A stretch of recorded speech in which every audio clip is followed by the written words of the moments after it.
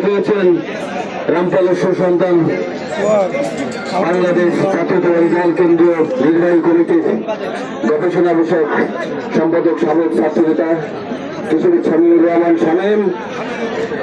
উপস্থিত রয়েছেন বাগেরহাটের সুসন্তান আমাদের বন্ধু, দীর্ঘদিন কারা নির্যাতিত সাবেক ছাত্রনেতা মনির ভাই সহ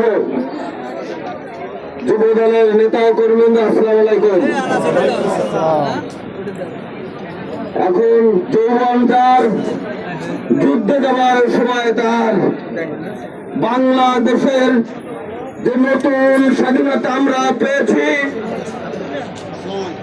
এই বাংলাদেশে যে নতুন সূর্য উদিত হয়েছে তার শীর্ষে ছিল জাতীয়তাবাদ।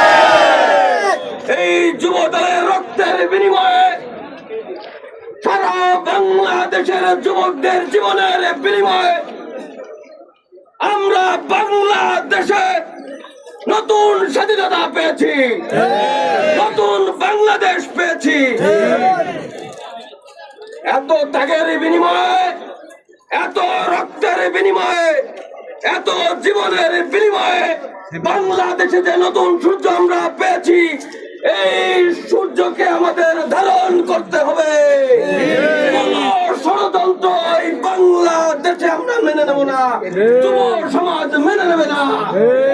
আমরা বাগেরহাটের যুব সমাজ যেমন সুজনে মোল্লার নেতৃত্বে, হারুনের নেতৃত্বে ঐক্যবদ্ধ রয়েছে, সারা বাংলাদেশের যুব সমাজ যদি ঐক্যবদ্ধ আমরা করতে পারি, এই বাংলাদেশে এই নতুন সূর্যকে আমরা এগিয়ে নেব, নতুন সূর্যকে আমরা সবাই ঐক্যবদ্ধভাবে উপভোগ করব।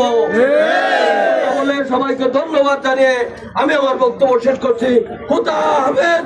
বাংলাদেশ জিন্দাবাদ, জাতীয়তাবাদী দল জিন্দাবাদ। ধন্যবাদ সবাইকে।